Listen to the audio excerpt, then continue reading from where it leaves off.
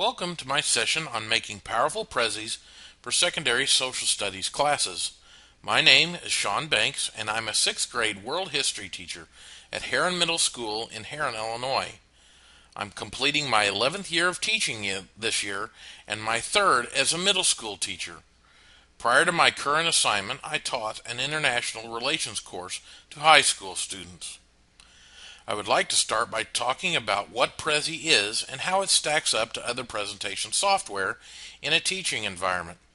Prezi is a web-based presentation tool that uses spinning and zooming, highlights, and transitions. The example I'm showing you now is an introduction to my class's 4th quarter projects.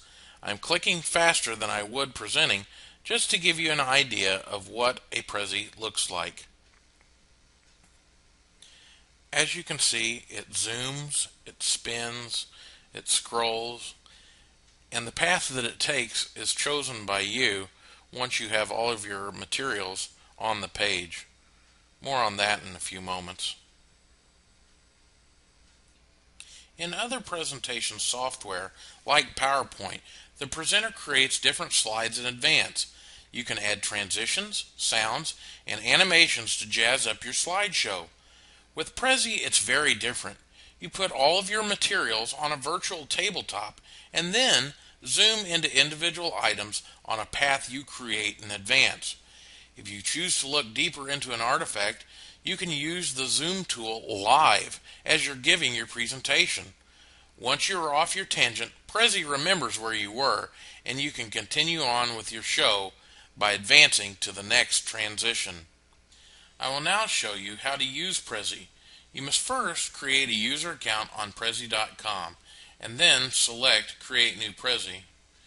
You will then see the screen above and select Blank Template.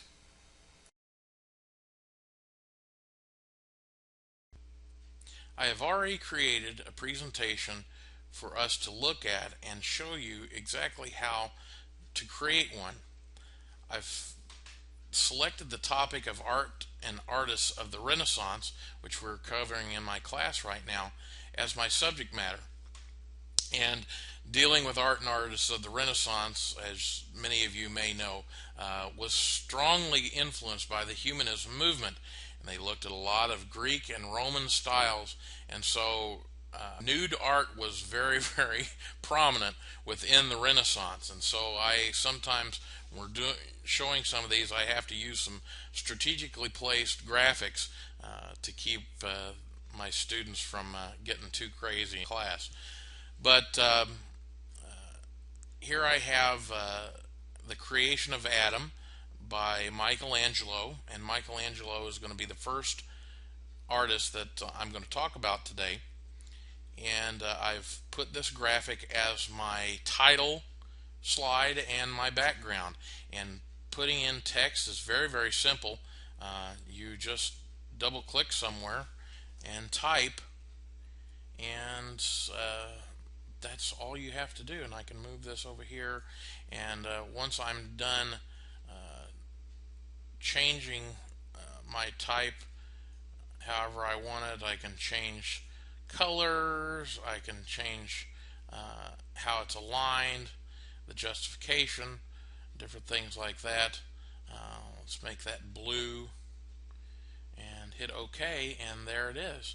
And notice if I want to select it again, it puts a drop shadow on it, and that means that I'm selecting it, and so I can make this bigger if I want. I can twist this around however I want to do it, and obviously I don't want that in my presentation, so I'll just delete it. But I do have text already inserted into this project. There's actually 4 different artists on here already, and I do have some placeholders. There's one there, and there's one down here to show me where those there's one right there, and there's that other one I was pointing out, and you can see really close there's one right here in the at the finger of God, and we're going to zoom into that, and there's our information on Michelangelo. And I've already typed all this information out. This information I made a Microsoft Word document, had all of my research done ahead of time, and just literally cut and paste that research right in here just by making one of these boxes, dropping it in there, and then getting it all proportioned. I've also put a frame around this, and that's easy to do by hitting frame, and you can see what I've chosen. There are brackets, there are circles, there's rectangles, but I used hidden. Now it's not hidden right now, but when we go into presentation mode, that square won't be there, and you'll see the importance of those squares in a few moments when we start creating the path. But I also wanted to show you something very simple, is inserting graphics into your presentation. Now you can do it by inserting an image. You can select a PowerPoint and put the PowerPoint right into the project, a YouTube video, files, and what's really cool is on a Prezi you can put everything into your Prezi that you're going to need for the unit or the lesson, and it's all right there at your fingertips. You can show your YouTube video in Prezi and then move on to the next part of your discussion, which makes it very, very handy. But we're not going to use this method because, believe it or not, there's an even easier method. One of the reasons why I picked the Renaissance is all this art is public domain at this point, so I know that I can use it all, but you still have to cite the work and where you retrieved it from. And so I've got from Wikipedia, I've selected Michelangelo's Madonna of the Stairs to use as a graphic. And so here is the relief Madonna of the Stairs. And the reason why I want to use this in my presentation is because this was sculpted by Michelangelo at age 16. Can you believe it? Can you see any of our 16-year-olds making master relief sculptures? Probably not any of my students, and I'm sure not yours. But it's very easy. We right-click on it, hit Copy Image, and this is what we tell our students not to do. But with Prezi, you can, because here's the cool thing. We hit Paste, and look, it brings up not only the graphic as it's downloading, but it also gives the site information. So I can select on my graphic, move it to where I want it, reduce it to the size I want, and see the dotted line. It's helping me line it up with my file or my graphic over here. And then I'm going to select this text, reduce its size, and that is a hyperlink. If I wanted to go to that, I can double click on it and it will take me right out to that website if I want to. But we're not interested in that right now.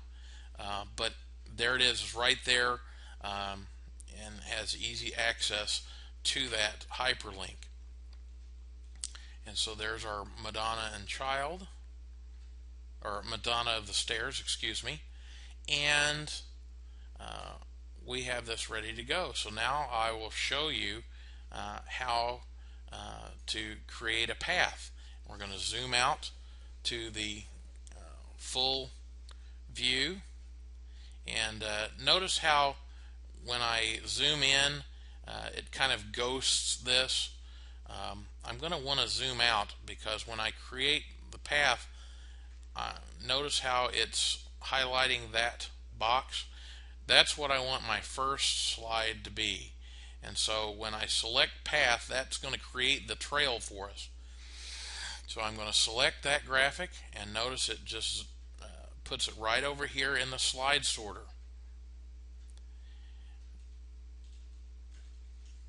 Then I'm going to zoom in to where my Michelangelo is, and there's that box, and notice I'm highlighting that hidden box there.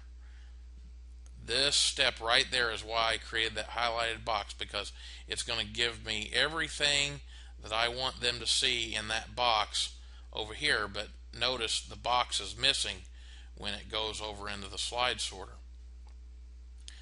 I then want to zoom into a picture of Michelangelo, and then we're going to talk more about the text, or I could even go back out and highlight that box again, and it'll zoom back out to the full view of the box, and then we can go over here and look at the Pietà, Statue of David, the Sistine Chapel, and then our Madonna of the Stairs. And if I wanted to change that order, I can move these around just like in PowerPoint and other presentation software, but I'm going to leave it the way it is. Now we can go out, again we can zoom back out, and I'm going to show you what the presentation looks like. It jumps right into full view, and we have our little arrow keys,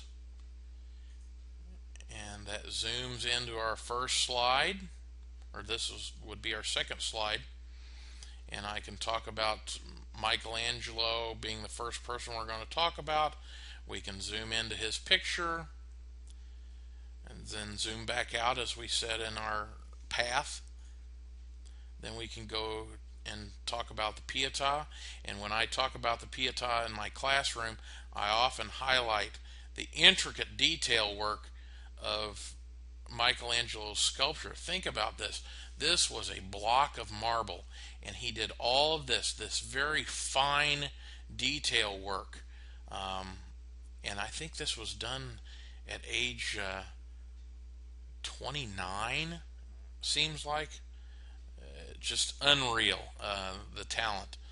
And we can zoom in and look at different parts of the statue, and then after I've gone through my tangent, Prezi remembers where I was, and I can go right back to where I was before and move on with the presentation. I can zoom into different things here. Now obviously for something like this, you may want to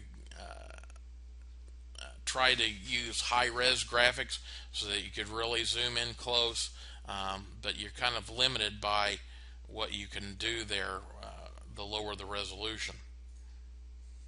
And there's our Madonna of the Stairs. I'll show you all different Prezis that people have created and are sharing. So again, thank you for listening today, and this is Sean Banks signing off. Thank you for your attention, and enjoy the rest of Fontbonne Instructional Technology Conference. Thank you.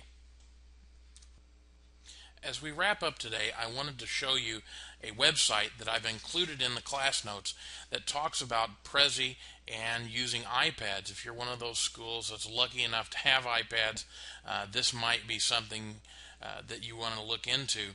But this website has something for everybody, because down at the bottom they have a list of student-created Prezis that you might want to look at. The first one deals with Anne Frank, and it's really good, and it's got some YouTube videos in there. Unfortunately, we don't have time to look at those today, but I encourage you to look at it in your class notes.